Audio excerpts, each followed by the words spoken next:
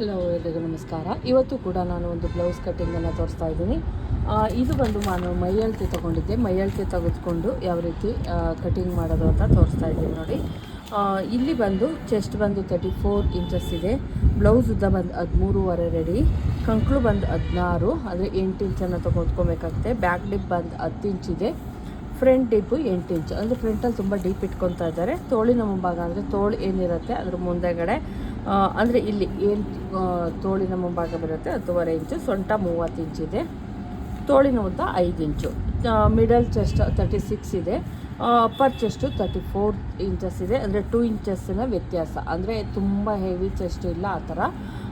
Chest deep ಬಂದು 12.5 ಇಂಚು. 12.5 ಇರೋದ್ರಿಂದ ನಾವು 13.5 ತೆಗೆದುಕೊಬೇಕು. 1 ಇಂಚ್ ಎಕ್ಸ್ಟ್ರಾ ತೊಗೊಬೇಕು, ಅಂದರೆ ಬೆಡ್ ಪಟ್ಟಿನೂ ನಾವು ಸೇರಿಸ್ಬೇಕು ಮತ್ತು ಮೇಲ್ಗಡೆ ಕೂಡ ಹೋಗೋದ್ರಿಂದ ಅದನ್ನು ತೆಗೆದುಕೊಳ್ಳೋಣ. ಈಗ ನಾನು ಕಟಿಂಗ್ ಮಾಡೋದನ್ನು ತೋರಿಸ್ತೀನಿ ನೋಡಿ. ತೋಳಿನ ಉದ್ದ 5 ಇಂಚ್ ಇರೋದ್ರಿಂದ ನಾನು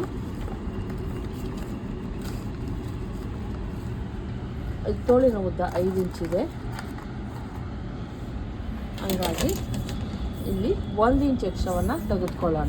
ತೋಳಿಗೆ ಏನು ಯಾವ ಅಳತೆ ಕೊಟ್ಟಿರ್ತಾರೋ ಅದಕ್ಕೆ ಪ್ಲಸ್ 1 ಇಂಚ್ ಸೇರಿಸ್ಕೊಳ್ಳಿ ಅಷ್ಟೇನೇ. ಜಾಸ್ತಿನೂ ಬೇಡ, ಕಡಿಮೆನೂ ಬೇಡ.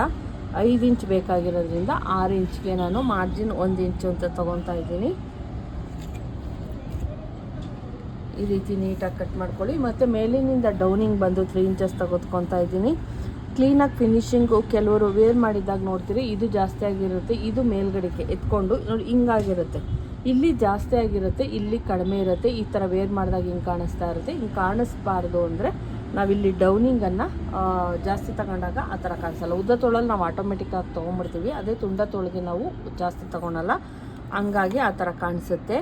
ಹಂಗೆ ಕಾಣಿಸ್ಬಾರ್ದು ಅನ್ನಂಗಿದ್ರೆ ನೀವೇನು ಮಾಡಿ 3 ಇಂಚನ್ನು ತೆಗೆದುಕೊಳ್ಳಿ. ಇಲ್ಲಿ 16 ಇರೋದ್ರಿಂದ 8 ಇಂಚಿಗೆ ನಾವೇನು ಮಾಡೋಣ, ಅಥವಾ 7.5ಗೆ 7.5 ಅಥವಾ 8 ಇಂಚಸ್ಗೆ ನಾನಿಲ್ಲಿ ಇದನ್ನು ಹಾಕ್ತಾಯಿದ್ದೀನಿ, ಒಂದು ಮಾರ್ಕನ್ನು ಹಾಕ್ತಾಯಿದ್ದೀನಿ. ಇದಕ್ಕೆ ಯಾವುದೇ ನಾವು ಇದನ್ನು ಕೂಡಿಸೋಷ್ಟು ಇಲ್ಲ. ತೋಳಿನ ನಮ್ಮ ಮುಂಭಾಗ ಬಂದು ಇಲ್ಲಿಗೆ ಕೊಡಬೇಕು. ನಾವು 1/2 ಇಂಚು ಇದಕ್ಕೆ ಹೋಗುತ್ತಲ್ಲ, 10.5 ಇರೋದ್ರಿಂದ 5.25ಗೆ ನಾನಿಲ್ಲಿ ಮಾರ್ಕನ್ನು ಹಾಕ್ತಾಯಿದ್ದೀನಿ ನೋಡಿ. ಈ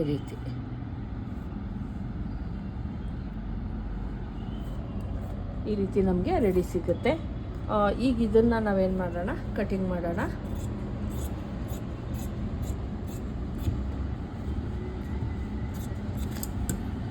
ಸ್ವಲ್ಪ ಎಕ್ಸ್ಟ್ರಾ ನನಗೆ ಕಟ್ ಮಾಡ್ಕೊಂಡಿದ್ದೀನಿ, ಆಮೇಲೆ ಕಟ್ ಮಾಡ್ಕೊಂಡು ತೆಗೆದುಕೊಂಡ್ರೆ ಆಯಿತು. ಈಗ ಏನು ಉಳಿದಿರುತ್ತೋ ಬಟ್ಟೆ ಅದನ್ನು ಫುಲ್ಲು ನಾವೇನು ಮಾಡಬೇಕಾಗುತ್ತೆ, ಹಿಂಗೆ ಓಪನ್ ಮಾಡ್ಕೊಳ್ಳಿ. ಉಳಿದಿರೋಂತಹ ಬಟ್ಟೆಯನ್ನು ಹಿಂಗೆ ಫುಲ್ಲು ಓಪನ್ ಮಾಡ್ಕೊಂಡಾಗ ಮಧ್ಯಕ್ಕೆ ಫೋಲ್ಡ್ ಮಾಡ್ಕೊಳ್ಳಿ. ಕೆಲವ್ರಿಗೆ ತೋಳು ಕಟ್ ಮಾಡ್ಕೊಂಬಿಡ್ತೀವಿ. ತೋಳನ್ನು ನಾನು ಈ ಎಡ್ಜಲ್ಲಿ ಕಟ್ ಮಾಡಿಕೊಂಡೆ, ಈ ಎಡ್ಜ್ ಏನಿತ್ತು ಆ ಎಡ್ಜಲ್ಲಿ ಕಟ್ ಮಾಡಿಕೊಂಡೆ. ಈಗ ಉಳಿದಿರೋ ಅಂತಹ ಬಟ್ಟೆಯನ್ನು ಇವ್ರಿಗೆ ತುಂಬ ಚೆಸ್ಟ್ ಬಂದು ಇವ್ರದ್ದು 34 ಇರೋದ್ರಿಂದ 8.5 ಇಂಚಸ್ಸು ಇವ್ರದ್ದು. ಹಂಗಾಗಿ ತುಂಬ ಜಾಸ್ತಿ ಬೇಡ. ಇಲ್ಲಿ ನಾವು ಬೆಡ್ ಪಟ್ಟಿಗಾಗಿರ್ಬೋದು ಅಥವಾ ಡಿಸೈನ್ ಮಾಡಬೇಕಾದ್ರೆ ಉಳಿಸ್ಕೊಬೋದು. ಹಂಗಾಗಿ ಇಲ್ಲಿ ನಾನು ಉಳಿಸ್ಕೊತಾ ಇದ್ದೀನಿ. ಇಷ್ಟೇ ಸಾಕಾಗುತ್ತೆ. ಮತ್ತು ನೀವು ಯಾವುದೇ ಒಂದು ಕಟಿಂಗ್ ಮಾಡಬೇಕಾದ್ರೂ ಅಷ್ಟೇನೆ ಪ್ರೆಸ್ಸಿಂಗ್ ಮಾಡೋದನ್ನು ಮರಿಬೇಡಿ. ಆವಾಗ ನಮ್ಮದು ಫಿನಿಶಿಂಗು ಕೂಡ ತುಂಬ ಚೆನ್ನಾಗಿ ಬರುತ್ತೆ. ಸ್ಟಿಚಿಂಗ್ ಮಾಡೋದಕ್ಕೆ ತುಂಬ ಈಸಿ ಅನಿಸುತ್ತೆ ನಿಮಗೆ. ಹಂಗಾಗಿ ಐರನ್ ಮಾಡ್ಕೊಳ್ಳಿ ಬಟ್ಟೆಯನ್ನು. ಲೈನಿಂಗ್ ಆಗಿರ್ಬೋದು, ಮೇನ್ ಬಟ್ಟೆ ಆಗಿರ್ಬೋದು. ನಾನು ಆಲ್ರೆಡಿ ಮೇನ್ ಬಟ್ಟೆಯನ್ನು ಕೂಡ ನೀಟಾಗಿ ನೋಡಿ ಸುಕ್ಕಲು ಇರುತ್ತೆ, ಅದನ್ನೆಲ್ಲ ನೀಟಾಗಿ ಐರನ್ ಮಾಡಿ ಎತ್ತಿಟ್ಕೊಂಬಿಡಿ. ಆವಾಗ ನಮಗೆ ಫಿನಿಶಿಂಗ್ ಕೂಡ ತುಂಬ ಚೆನ್ನಾಗಿ ಬರುತ್ತೆ. ಇಲ್ಲಿ ನೋಡ್ತಾ ಇರ್ಬೋದು ಎಡ್ಜಲ್ಲೆಲ್ಲ ಕಟಿಂಗ್ ಮಾಡಿರೋದು ಅಷ್ಟೊಂದು ನೀಟಾಗಿ ಇಲ್ಲ. ಅದಕ್ಕೆ ಏನು ಮಾಡೋಣ, ನಾವು ಫಸ್ಟ್ ಒಂದು ಲೈನನ್ನು ಎಳ್ಕೊಬೇಕಾಗುತ್ತೆ. ಅಂದರೆ ಇದು ಕೌಂಟ್ ಆಗಲ್ಲ, ಕಟ್ ಮಾಡಿ ತೆಗೆದುಬಿಡೋಣ ನೋಡಿ. ಈ ರೀತಿ ಇದು ನಮ್ಮದು ಚೆಸ್ಟ್ ಬಂದು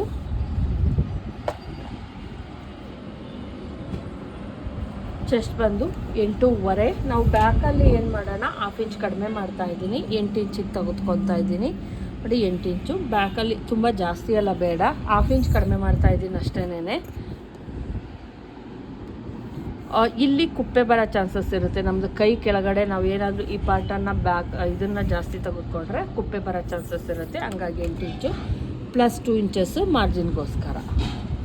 ಬ್ಲೌಸ್ ಉದ್ದ ಬಂದು 13.5 ಇರೋದ್ರಿಂದ 14.5 ಅಥವಾ 15 ಇಂಚ್ವರೆಗೂ ನಾವು ತೆಗೆದುಕೊಬೋದು. ನಾನಿಲ್ಲಿ 15 ಇಂಚನ್ನೇ ತೆಗೆದುಕೊತಾ ಇದ್ದೀನಿ. ನೋಡಿ ಈಗ ಆಯಿತು. ಈಗ ನಾವು ಬ್ಲೌಸನ್ನು ಉದ್ದವನ್ನು ತೆಗೆದುಕೊಂಡಿದ್ದೀವಿ. ಪ್ಲಸ್ ಚೆಸ್ಟ್ ಬಂದು 34. ನಾನಿಲ್ಲಿ 8 ಇಂಚನ್ನು ತೆಗೆದುಕೊಂಡು 4ನೇ ಒಂದು ಭಾಗ 8.5 ಬಂತು, 1/2 ಇಂಚ್ ಮೈನಸ್ಸನ್ನು ಮಾಡಿದ್ದೀನಿ. ಹಂಗಾಗಿ 8 ಇಂಚನ್ನು ತೆಗೆದುಕೊಂಡಿದ್ದೀನಿ. ಇಲ್ಲಿ ನೆಕ್ ಬಂದು 2 ಇಂಚಸ್ಗೆ ತೆಗೆದುಕೊತಾ ಇದ್ದೀನಿ. ಶೋಲ್ಡರ್ ಬಂದು 3 ಇಂಚಸ್, ಟೋಟಲ್ ಆಗಿ 5 ಇಂಚಸ್ಸನ್ನು ತೆಗೆದುಕೊಂಡಿದ್ದೀನಿ. ಕೆಲವ್ರು ಕೇಳ್ತಾ ಇರ್ತಾರೆ ನೆಕ್ಕು ಮತ್ತು ಶೋಲ್ಡರ್ ಎಷ್ಟಿರುತ್ತೋ ಅಷ್ಟನ್ನೇ ಆರ್ಮೋಲ್ ಇಟ್ಕೊಬೇಕಂತ. ಆ ಥರ ಎಲ್ಲ ಏನಿಲ್ಲ. ನೋಡಿ ಇಲ್ಲಿಂದ ನಾನು 5.75ಗೆ ಇಟ್ಕೊತಾ ಇದ್ದೀನಿ. 5.75 ತೆಗೆದುಕೊಂಡೆ. Straight line ಎಳೆಯೋಣ. ನಾವಿದು ಚಿಕ್ಕ ಅಳತೆ ಆಗಿರೋದ್ರಿಂದ ಇಷ್ಟಕ್ಕೆ ಸಾಕು. ಇಲ್ಲೆಲ್ಲ ಹೆಚ್ಚಿಸ್ಕೊಳ್ಳೋ ಅವಶ್ಯಕತೆ ಏನೂ ಇಲ್ಲ. ನಾವು ತುಂಬ ದೊಡ್ಡ ಅಳತೆ ಆದಾಗ ಇಲ್ಲಿ 5 ಇಂಚು 2 ಇಂಚು ತೆಗೆದುಕೊಂಡಾಗ ಇಲ್ಲಿ 1/2 ಇಂಚ್ ಹೆಚ್ಚಿಸ್ಕೊಬೇಕಾಗುತ್ತೆ. ಇಲ್ಲಿ ಯಾವುದೇ ಹೆಚ್ಚಿಸ್ಕೊಳ್ಳೋ ಅವಶ್ಯಕತೆ ಇಲ್ಲ, ಸಾಕಾಗುತ್ತೆ. ಇದೇ ಅಳತೆ ಸಾಕಾಗುತ್ತೆ. ಮತ್ತು ಇಲ್ಲಿಂದ 1.25ಗೆ ನಾನು ಒಂದು ಮಾರ್ಕ್ ಹಾಕಿ ಅರ್ಧದಿಂದ ಏನು ಮಾಡಿ ಸ್ಟಾರ್ಟಿಂಗನ್ನು ಮಾಡ್ಕೊಳ್ಳಿ. ನೋಡಿ ಈ ರೀತಿ ನೀಟಾಗಿ ಸ್ಟಾರ್ಟಿಂಗ್ ಮಾಡ್ಕೊಳ್ಳಿ. ಈ ರೀತಿ ಮಾಡ್ಕೊಳ್ಳಿ. ಈಗ ನಮ್ಮದು ಆರ್ಮೋಲ್ ಆಯಿತು. ಇದು ಬಂದು ಡಿಸೈನ್, ಬ್ಯಾಕ್ ಡಿಸೈನ್ ಇರೋದ್ರಿಂದ ನಾನೇನು ಕಟಿಂಗ್ ಮಾಡ್ತಾ ಇಲ್ಲ, ಬ್ಯಾಕ್ ಕಟಿಂಗ್ ಮಾಡ್ತಾ ಇಲ್ಲ. ಮತ್ತು ಇಲ್ಲಿ ಏನು ಡಾಟ್ ಹಿಡಿತೀವಿ, ಡಾಟಿಂದ ಒಂದು ಸ್ವಲ್ಪ ಮೇಲ್ಗಡೆ ಈ ರೀತಿ ಕಟ್ ಮಾಡ್ಕೊಳ್ಳಿ. ಆವಾಗ ನಮ್ದೇನಾಗುತ್ತೆ, ಸೈಡಲ್ಲಿ ಎಕ್ಸ್ಟ್ರಾ ಅಂತ ಆಗಲ್ಲ.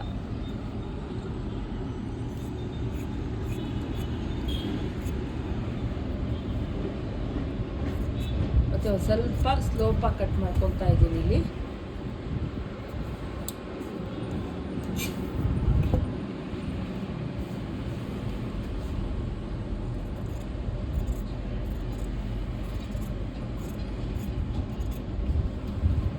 ನೋಡಿ ಬ್ಯಾಕ್ ಪಾರ್ಟ್ ಕಟಿಂಗ್ ಆಯಿತು. ಈಗ ಫ್ರಂಟ್ ಪಾರ್ಟ್ ಕಟಿಂಗನ್ನು ಮಾಡೋಣ.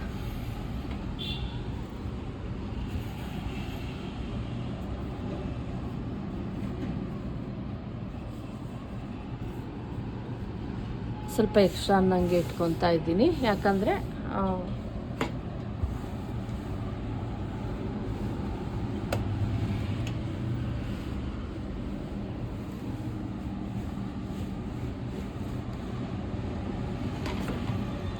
ಇಲ್ಲೂ ಫಸ್ಟ್ ಒಂದು ಲೈನನ್ನು ಎಳ್ಕೊಳ್ಳೋಣ, ಗೊತ್ತಾಗಲಿ ಅಂತ ಅಷ್ಟೇ, ಇನ್ನೇನು ಇಲ್ಲ. ನಮಗೆ ಗೊತ್ತಾಗಲಿ, ನೆಕ್ಕು ಮತ್ತು ಶೋಲ್ಡರ್ ತೆಗೆದುಕೊಳೋಕ್ಕೆ ಗೊತ್ತಾಗಲಿ ಅಂತ ಅಷ್ಟೇ. ಇಲ್ಲಿ ನಾನು 2.5 ತೆಗೆದುಕೊತಾ ಇದ್ದೀನಿ ಫ್ರಂಟ್ ಪಾರ್ಟಲ್ಲಿ. ಮತ್ತು 3 ಇಂಚು ನಾವೇನು ಶೋಲ್ಡರ್ ಬ್ಯಾಕಲ್ಲಿ ಶೋಲ್ಡರ್ ತೆಗೆದುಕೊಂಡ್ವೋ ಸೇಮ್ ಶೋಲ್ಡರನ್ನು ಇಲ್ಲೂ 3 ತೆಗೆದುಕೊಂಡಿದ್ದೀನಿ, ಬ್ಯಾಕಲ್ಲೂ 3 ತೆಗೆದುಕೊಂಡಿದ್ದೀನಿ. ಇಲ್ಲೂ ಕೂಡ ಬಂದು 6 ಇಂಚಸ್ವರೆಗೂ ನಾನು 6 ಇಂಚಸ್ವರೆಗೂ ತೆಗೆದುಕೊತೀನಿ. ಆರ್ಮೋಲ್ ಡೌನಿಂಗನ್ನು 6 ಇಂಚಸ್ ತೊಗೊತೀನಿ. 1/4 ಇಂಚ್ ಎಕ್ಸ್ಟ್ರಾ ತೆಗೆದುಕೊಂಡಿದ್ದೀನಿ, ಯಾಕಂದರೆ ಮೇಲ್ಗೆ ಹೋಗುತ್ತೆ. ನಾವಿಲ್ಲೇನು ಡಾಟ್ ಪಾಯಿಂಟ್ ಹಿಡಿತೀವಿ ಆವಾಗ, ಅದಕ್ಕೋಸ್ಕರ ಅಷ್ಟೇ. ಮತ್ತು ಇಲ್ಲಿ ಒಂದು 3/4 ಇಂಚ್ಗೆ ಒಂದು ಮಾರ್ಕ್ ಹಾಕ್ತಿದ್ದೀನಿ. ಮತ್ತು ಇಲ್ಲಿ ಒಂದು 1/4 ಇಂಚ್ ಒಳಗಡೆಗೆ ನೀಟಾಗಿ ನೋಡ್ಕೊಳ್ಳಿ. ಇದು ನೋಡಿ ಇಲ್ಲಿ ಮಾತ್ರ ನಮ್ಮದು ಇಷ್ಟು ಮಾತ್ರನೇ ನೋಡಿ ನೀಟಾಗಿ ಹಿಂಗೆ ಈ ಥರ ಹೋಗ್ಬೇಕಾಗತ್ತೆ. ಅವಾಗ ಮಾತ್ರನೇ ನಮ್ಮದು ಚೆನ್ನಾಗಿ ಆರ್ಮೋಲ್ ಏನಿರುತ್ತೆ ಅದು ಬರೋದು. ಇಲ್ಲಿ ಇವ್ರದ್ದು ಡೀಪು 8 ಇಂಚ್ ಕೇಳಿದ್ದಾರೆ ನೋಡಿ, 8 ಇಂಚು ಡೀಪ್ ಕೇಳಿದ್ದಾರೆ.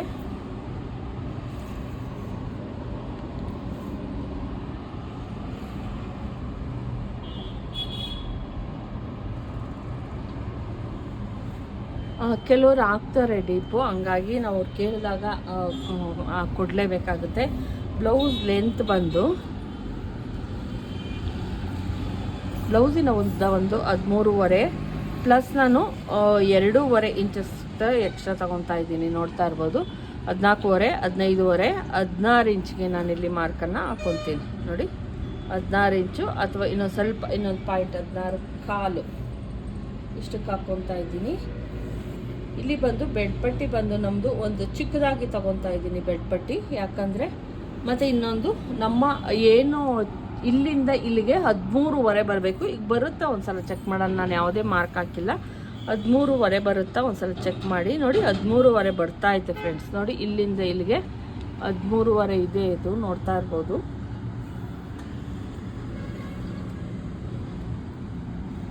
ನೋಡಿ ಇಲ್ಲಿಂದ ಕರೆಕ್ಟಾಗಿ 13.5 ಬರೋ ಅಷ್ಟೇ ನೋಡ್ಕೊಬೇಕು, ಯಾಕಂದರೆ ತುಂಬ ಜಾಸ್ತಿ ಆಗಿಬಿಟ್ರೆ ಡೀಪ್ ಆಗೋ ಚಾನ್ಸಸ್ ಇರುತ್ತೆ. ನಾನು ಬೆಡ್ ಪಟ್ಟಿನ ನಾನು ಸ್ವಲ್ಪ ಮೇಲ್ಗೆ ಮಾಡ್ತೀನಿ. ಇನ್ನು ಚೂರು ನಮ್ದು ಎಷ್ಟು ಬೆಡ್ ಪಟ್ಟಿ ಇದೆಯೋ ಇಷ್ಟನ್ನು ಬೆಡ್ ಪಟ್ಟಿಗೆ ಮಾಡ್ಕೊತೀವಿ. ಇಷ್ಟು ಸ್ಟಿಚಿಂಗಿಗೆ ಹೋಗ್ಬಿಟ್ಟು ನಮ್ಗೆ ಇಷ್ಟು ಬೆಡ್ ಪಟ್ಟಿ ಇಷ್ಟು ಸಿಗುತ್ತೆ. ಅಂದರೆ ಕೆಳಗಡೆನೂ ಕೂಡ ಬೆಡ್ ಪಟ್ಟಿ ನಂದು ಇದಾಗುತ್ತಲ್ಲ, ಹಂಗಾಗಿ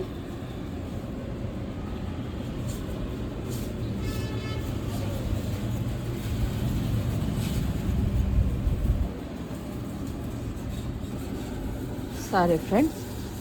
ನೋಡಿ ಈಗ ಇದನ್ನು ಕಟ್ ಮಾಡೋಣ. ನಾನು ಏನಕ್ಕೆ ಇಲ್ಲಿ ಹಿಂಗೆ ತೊಗೊಬೇಕು, ನೀವು ಫ್ರಂಟಲ್ಲಿ ಇಲ್ಲ ಅಂದರೆ ಏನಾಗುತ್ತೆ ರಿಂಕಲ್ಸ್ ಬರುತ್ತೆ. ಸಾರಿ, ಚೆಸ್ಟನ್ನೇ ನಾನು ನಿಮಗೆ ತೋರಿಸ್ಲಿಲ್ಲ. 8.5 ಇರೋದಿದು, 8.5 ಹಾಫ್ ಇಂಚ್ ಲೂಸಿಂಗ್ ತೊಗೊಬೇಕು. ನೋಡಿ 8.5 ಇಲ್ಲಿ 8.5ಗೆ ಇಟ್ಟಿದ್ದೀನಿ ನಾನು. ಸಾರಿ, 8.5ಗೆ ಹಾಫ್ ಇಂಚ್ ಲೂಸಿಂಗ್ ತೊಗೊಬೇಕು. ಯಾಕಂದರೆ ನಾವು ಇಲ್ಲಿ ಡಾಟ್ ಹಿಡಿತೀವಲ್ಲ, ಅದಕ್ಕೆ 8.5 9 ಇಂಚು ತೆಗೆದುಕೊಂಡು, ಇವ್ರಿಗೆ ನಾನು ಹೇಳಿದ್ನಲ್ವ ಹೆವಿ ಡಾಟ್ ಆ ಥರ ಏನಿಲ್ಲ, ಆದರೂ ಕೂಡ ಒಂದು ಹಾಫ್ ಇಂಚು ನೀವೇನು ಮಾಡ್ಬೋದು ಈ ರೀತಿ ಮಾಡ್ಕೊಳ್ಳಿ. ಸಾರಿ ಫ್ರೆಂಡ್ಸ್, ಗಾಳಿ ಇದೆ ತುಂಬ. ನೋಡಿ ಈ ರೀತಿ ಮಾಡ್ಕೊತಾ ಇದ್ದೀನಿ. ನಾನು ಅದು ಮರ್ತುಬಿಟ್ಟಿದ್ದೆ ನಾನು ಇದನ್ನು ಮಾಡಬೇಕಾದ್ರೆ. Okay, done. ಈಗ ಆಯಿತು.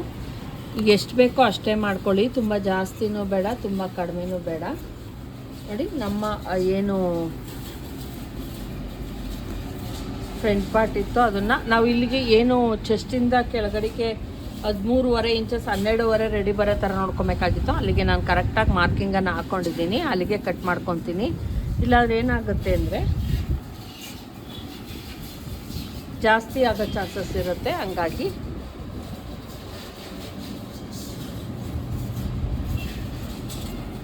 ನೋಡಿ ಇದು ಬೆಡ್ ಪಟ್ಟಿ. ಈಗ ನಮ್ಮದು ಏನು 12.5 ಇಂಚು 13.5 ಇಂಚ್ ಬೇಕಾಗಿತ್ತು, ಅದು ನನಗೆ ಕರೆಕ್ಟಾಗಿ ಸಿಗುತ್ತೆ. ನೋಡಿ ಕರೆಕ್ಟಾಗಿ 13.5 ಇಂಚ್ಗೆ ನಾನು ಇದನ್ನು ತೆಗೆದುಕೊಂಡಿದ್ದೀನಿ. 12.5 ಇಂಚ್ ಬೇಕು. 1 ಇಂಚು ಮಾರ್ಜಿನ್ಗೋಸ್ಕರ. ಮೇಲೆ ಹಾಫ್ ಇಂಚು ಸ್ಟಿಚಿಂಗಿಗೆ ಹೋಗುತ್ತೆ, ಕೆಳಗೆ ಹಾಫ್ ಇಂಚು ಸ್ಟಿಚಿಂಗಿಗೆ ಹೋಗುತ್ತೆ.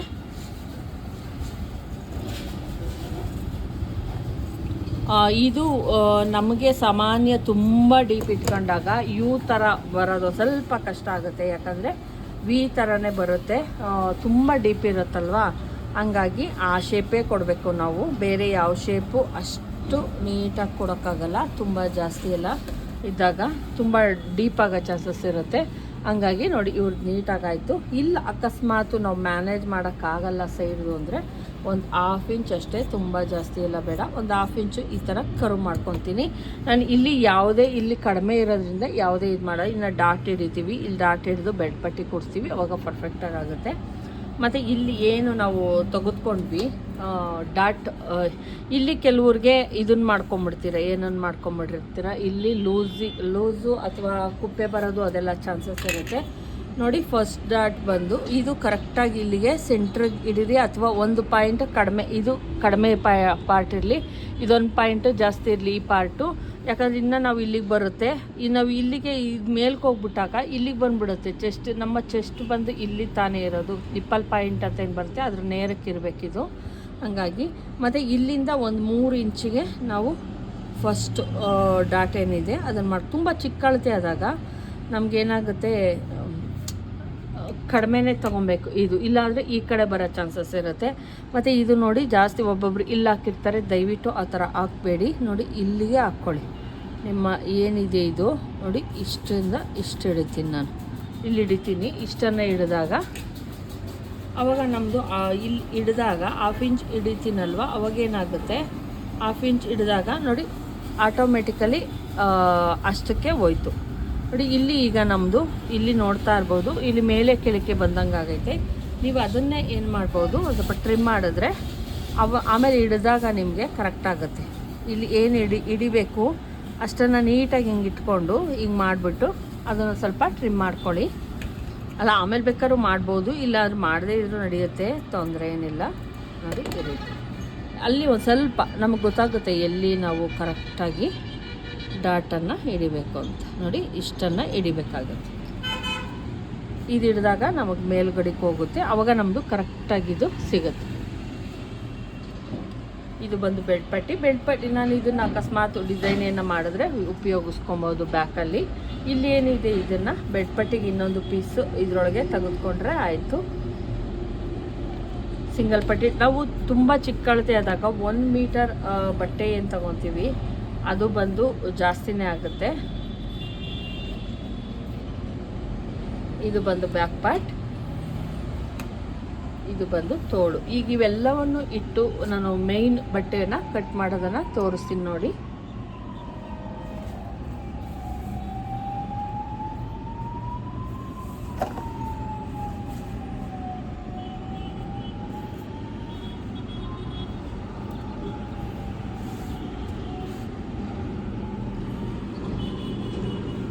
ನಾನೇನು ಸಜೆಸ್ಟ್ ಮಾಡ್ತೀನಿ ಅಂದರೆ ಫಸ್ಟು ನೀವು ಲೈನಿಂಗ್ ಕಟ್ ಮಾಡ್ಕೊಳ್ಳಿ.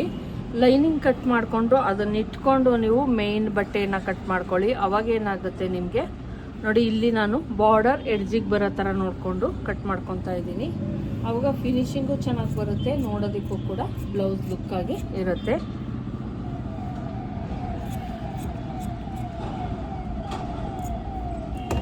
ತೋಳು ಕಟ್ಟಿಂಗ್ ಆಯಿತು, ತೋಳ್ದು ಬಾರ್ಡರ್ ಇರೋ ಥರ ನೋಡಿಕೊಂಡೆ. ಈಗ ನಾವು ಇದನ್ನು ಕ್ಲೋಸ್ ಮಾಡಿಕೊಂಡು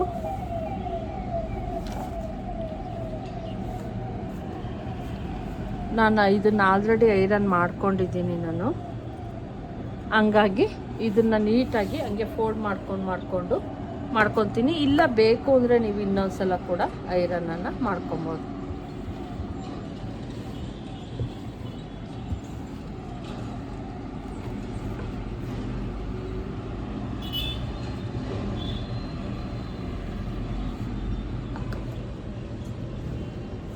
ಮೇನ್ ಕ್ಲಾತು ಒಂದು ಸ್ವಲ್ಪ ಜಾಸ್ತಿ ನನಗೆ ಕಟ್ ಮಾಡ್ಕೊಂಡಿದ್ರಿ.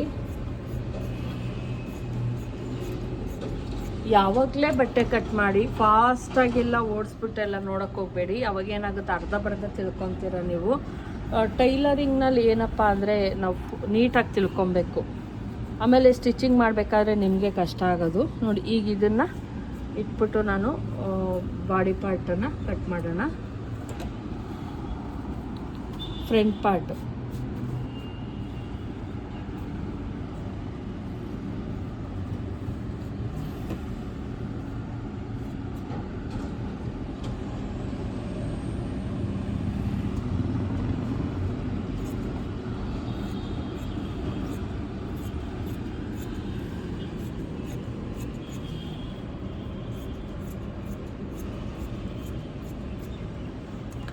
ಇದು ಊದು ಯಾವ ಕಡೆಯಿಂದ ಕಟ್ ಮಾಡಿದ್ರು ಏನು ಪ್ರಾಬ್ಲಮ್ ಇಲ್ಲ. ಇದು ಒಂಥರ ಒಂದೇ ಥರ ಫ್ಲವರ್ ಇರೋದ್ರಿಂದ ಅಂಥ ತೊಂದರೆ ಏನಿಲ್ಲ. ಇನ್ನು ಬೆಡ್ ಪಟ್ಟಿ ಒಂದು ಕಟ್ ಮಾಡಿಕೊಂಡ್ರೆ ಆಯಿತು ನಮ್ಮದು.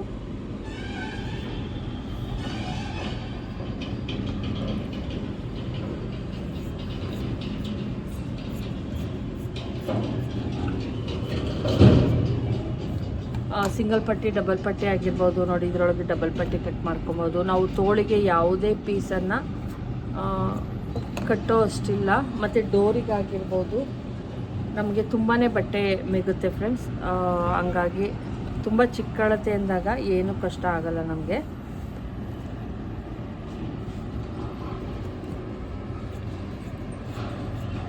ಟೈಲರಿಂಗ್ ಅಂದರೆ ನಾವು 10 ನಿಮಿಷದಲ್ಲಿ ಕಲಿಯೋದು ಅದೆಲ್ಲ ಆಗಲ್ಲ, ಸುಳ್ಳು. ಪೇಷನ್ಸ್ ಇರಬೇಕು ಮೇಯ್ನು. ಆಮೇಲೆ ಅರ್ಥ ಮಾಡ್ಕೊಬೇಕು ಮೇಯ್ನ್, ಯಾವ್ಯಾವ ಅಳತೆಗೆ ಎಷ್ಟು ಆರ್ಮೋಲು ನೆಕ್ಕನ್ನು ತೊಗೊಬೇಕು ಮತ್ತು ಬೆಡ್ ಪಟ್ಟಿ ಎಷ್ಟೆಷ್ಟು ತೊಗೊಬೇಕು ಅನ್ನೋದನ್ನು, ಬ್ಲೌಸ್ ಲೆಂತ್ ಆಗಿರ್ಬೋದು ಇದನ್ನೆಲ್ಲ ತಿಳ್ಕೊಳ್ಳಿ ಚೆನ್ನಾಗಿ.